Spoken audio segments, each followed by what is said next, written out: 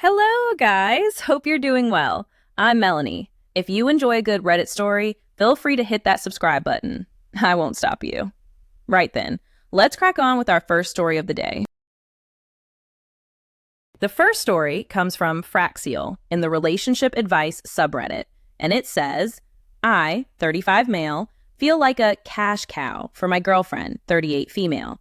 She quit her job, refuses to do full-time childcare, demands marriage for security, and has withdrawn intimacy.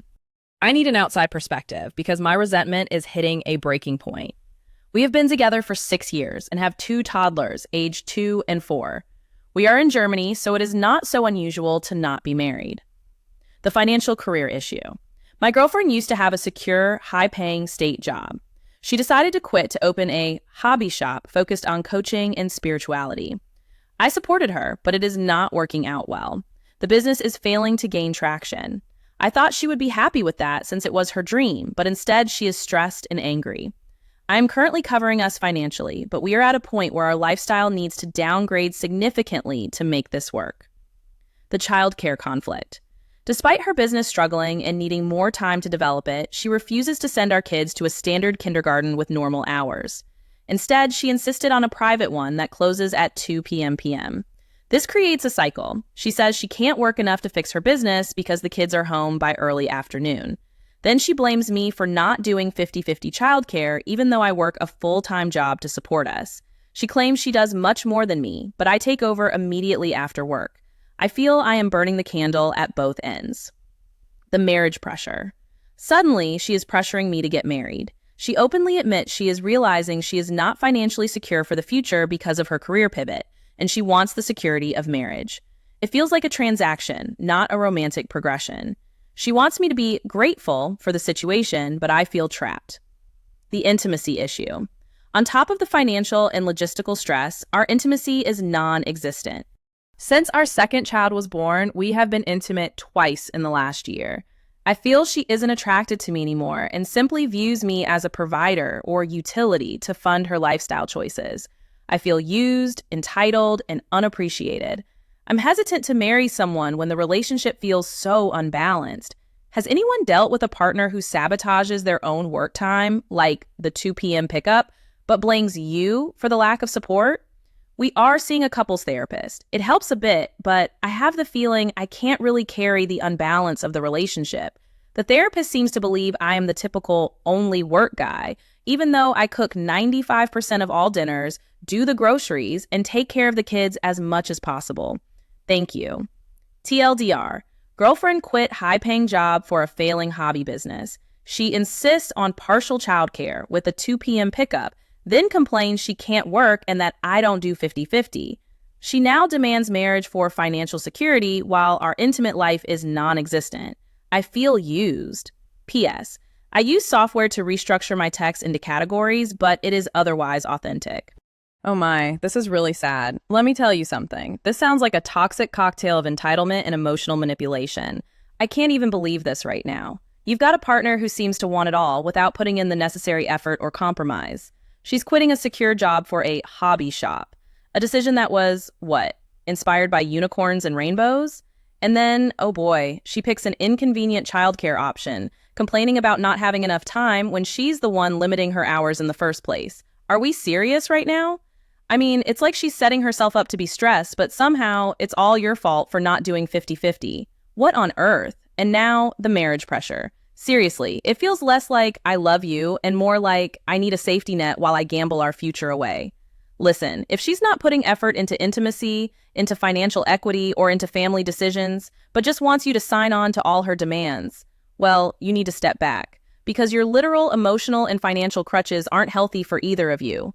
And you, mate, definitely deserve better. I'm saying it loud, I'm saying it clear. Tell me I'm crazy, but this sounds like an absolute disaster in the making.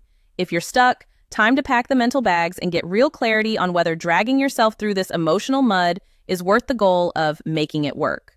You know what? Drop your thoughts below because I need therapy after this myself. A Reddit user says, the kids attend regular daycare and she returns to her previous job, and she should not get married unless she understands the reasoning.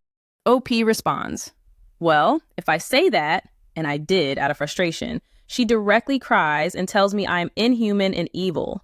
Someone says, "It seems like the school is the biggest sticking point in this situation. If she would allow the kids to go somewhere else, she'd be able to do her job better, you'd both be able to split kid time more effectively, finances would be easier, and perhaps with some stress relieved, she'd feel up to physical intimacy more frequently.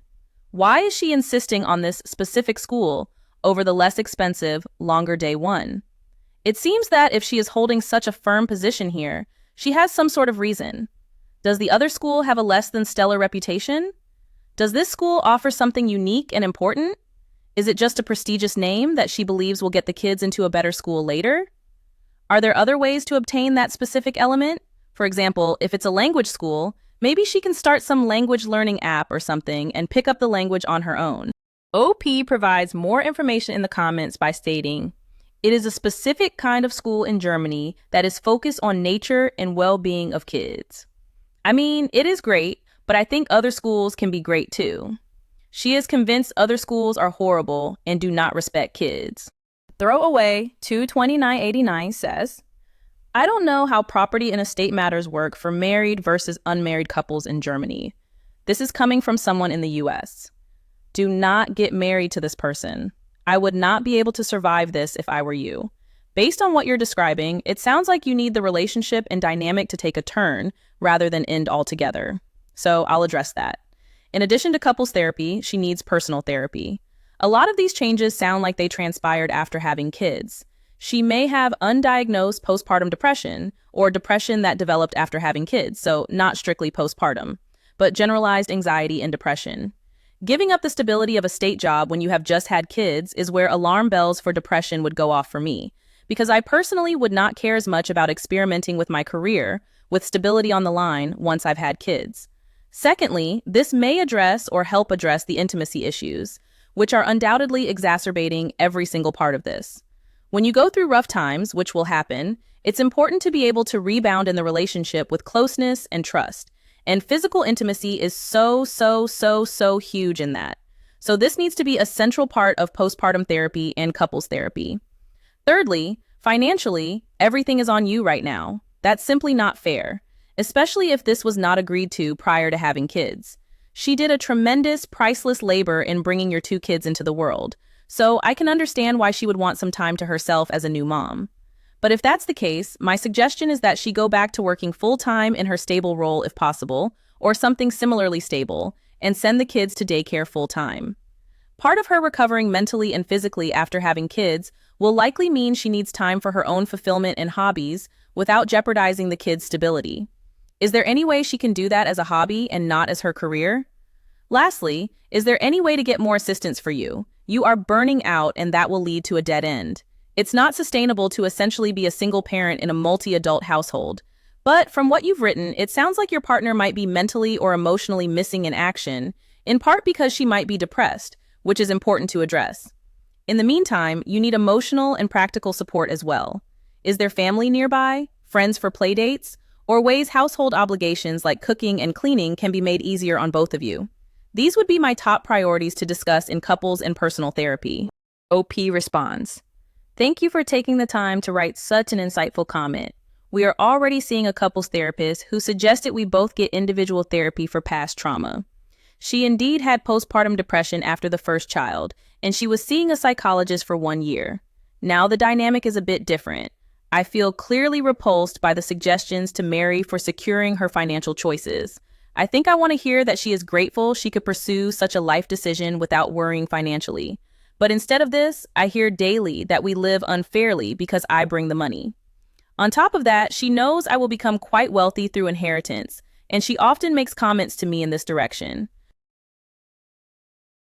The next story comes from Calm Yogurt Closet 36 in the Relationship Advice subreddit, and it says, "I, 26 male, feel like rethinking marriage with my fiance, 24 female, after New Year's outburst. We have been together now for 6 years. Our marriage is set for late 2026. She came over for New Year's. Before midnight, she ended up passing out. She sleeps diagonally, so I had no room in the bed. I tried to wake her to move over, but she's a deep sleeper, and that doesn't always work. I ended up going to the couch to sleep. so I had more room to spread out, and I figured I'd let her keep sleeping. At 5 a.m., she comes out to the living room. I got woken up because I heard the door open. When I glanced over, she looked visibly upset and angry. I followed her to the bedroom where she told me how upset she felt waking up alone in bed. I tried explaining what I mentioned earlier. She starts getting angrier with her tone, repeating how alone and disregarded she felt waking up alone. I let her know it wasn't cool being woken up to this, and her tone is really disrespectful. I was just met with her saying, "I'm not speaking to you disrespectfully."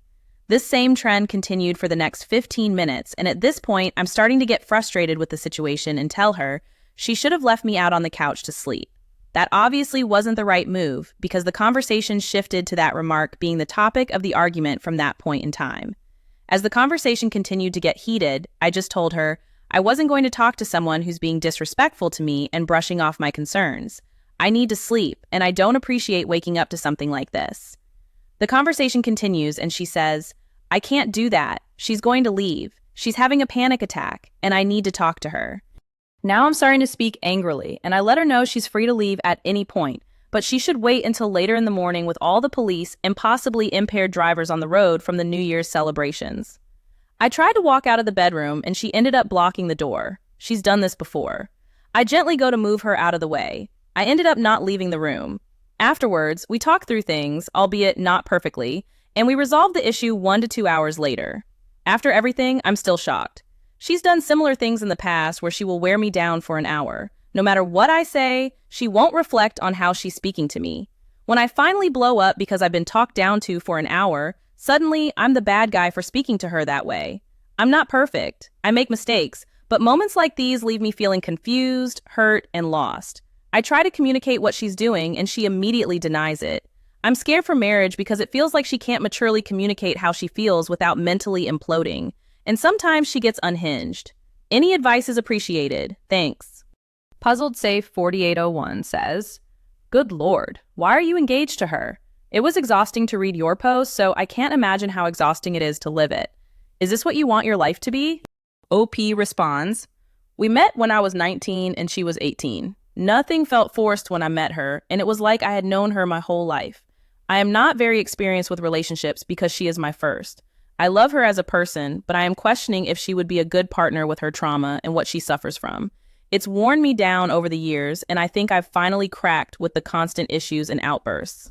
Oh my, this story is absolutely mind-boggling. So here we have a situation where the poor guy, OP, just wants a bit of space to, sleep comfortably without waking up with a crick in his neck.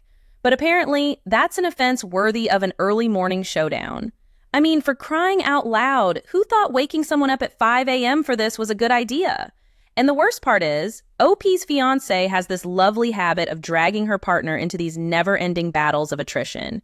Like, doesn't she realize that communication is supposed to be about understanding, not a marathon to see who breaks down first? It's honestly ridiculous. I mean, how is OP supposed to feel anything but cornered when discussions turn into screaming matches where no reflection seems possible? Honestly, it's concerning that OP is thinking of marriage with these continuous patterns lurking in the shadows, right? I mean, if you're scared now, how's that going to change with marriage? I'd say OP definitely needs to reconsider and possibly seek some couples therapy before walking down the aisle. Better to work things out now than regret it later. But hey, that's just me. What do you all think? Drop your thoughts below. I'm genuinely curious about your take on this madness. The next story comes from Tomatillo OK 4633 in the Am I the Asshole subreddit, and it says, "Am I the a-hole for refusing to apologize to my husband's friend after I insulted his marriage? I, a 36-year-old female, am married to my husband, Sam, a 47-year-old male. He's known his group of friends since he was about 16, and he's especially close to one of them. Let's call him Victor. He has been a recurring problem. I met my husband just before COVID. During lockdown, we talked a lot, connected deeply, and once restrictions eased, we met and clicked immediately. I knew early on he was someone I could spend my life with. Because of COVID, I didn't meet his friends many times before he proposed. I met Victor twice, and he seemed really nice. My husband and I dated for a year, got engaged, and planned our wedding for 2 years after our first date. At the time of our wedding, COVID restrictions were still strict in my country. If either the bride or groom tested positive, the wedding would be canceled. I asked my husband to be extra careful, especially in the 2 weeks leading up to the wedding. There's a particular nightclub locally that was basically known as COVID Central because people constantly caught COVID there. His friends wanted to throw him a bachelor party. I agreed, but asked that they do it a month before the wedding, not close to the date. Victor insisted on holding it 10 days before the wedding. I was uncomfortable, but I wanted my husband to celebrate.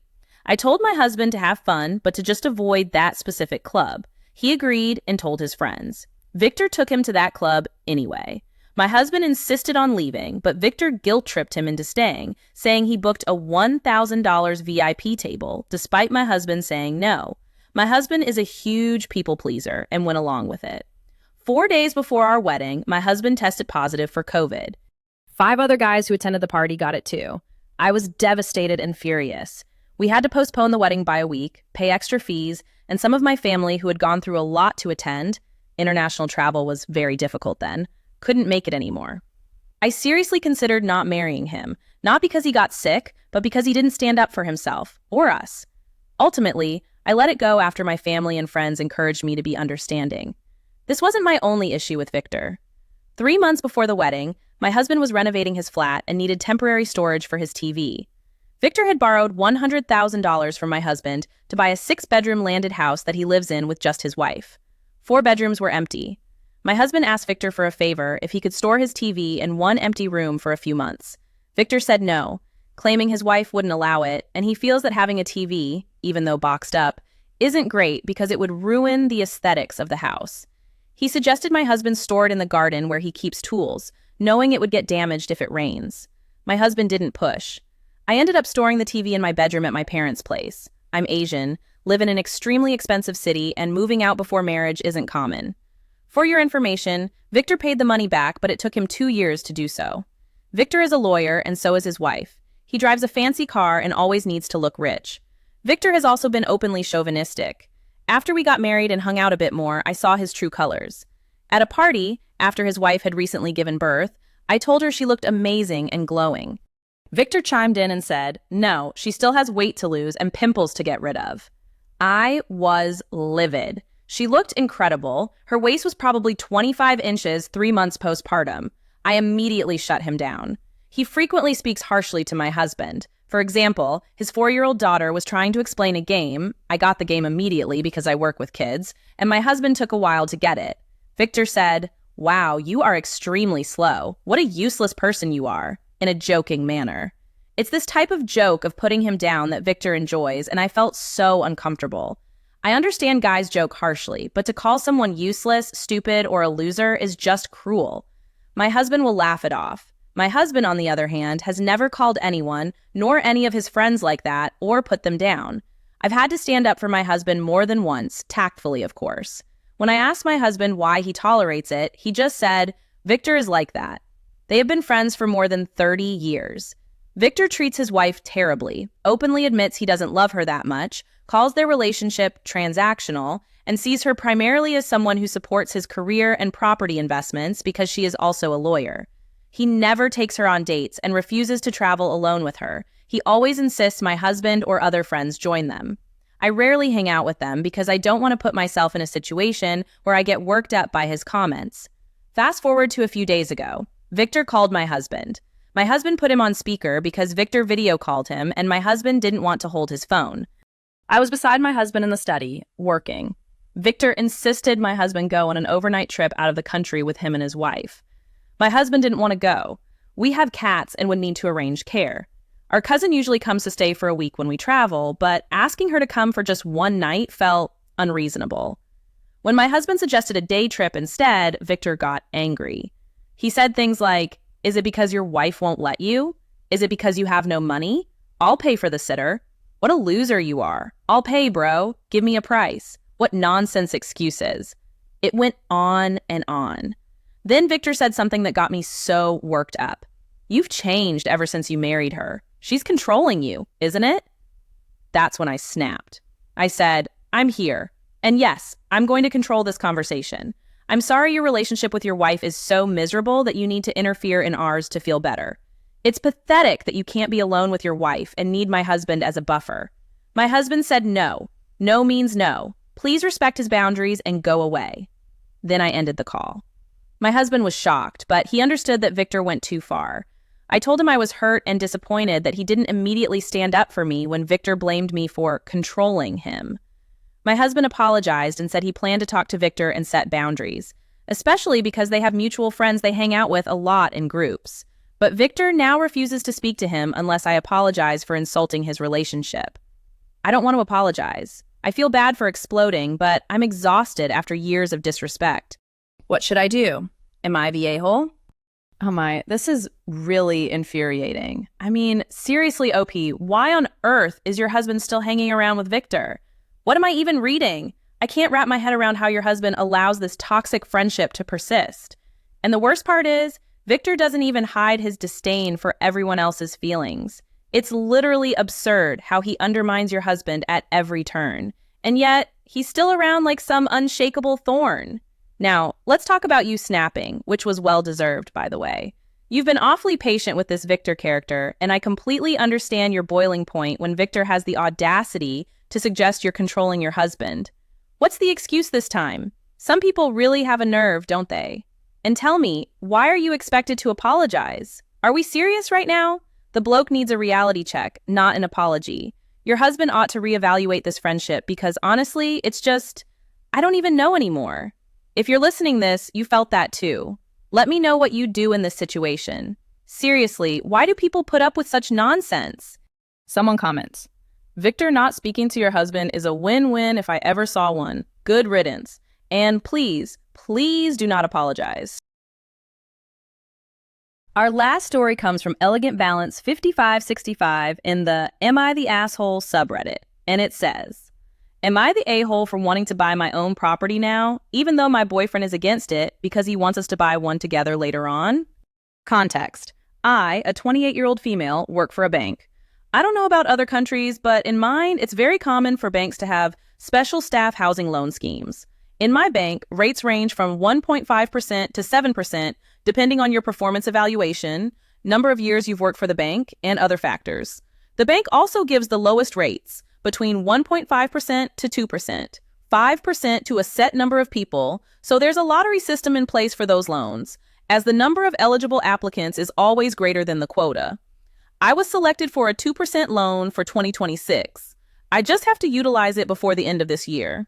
I am absolutely stoked, obviously. Even with my savings, it wouldn't be enough for a down payment, so my parents have agreed to help me out with the rest.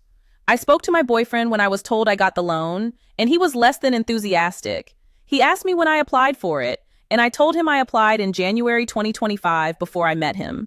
We went on our first date in February. He told me that he could see us buying a property together later on, with our own money and not my parents. But he wants us to be as debt-free as possible until that point.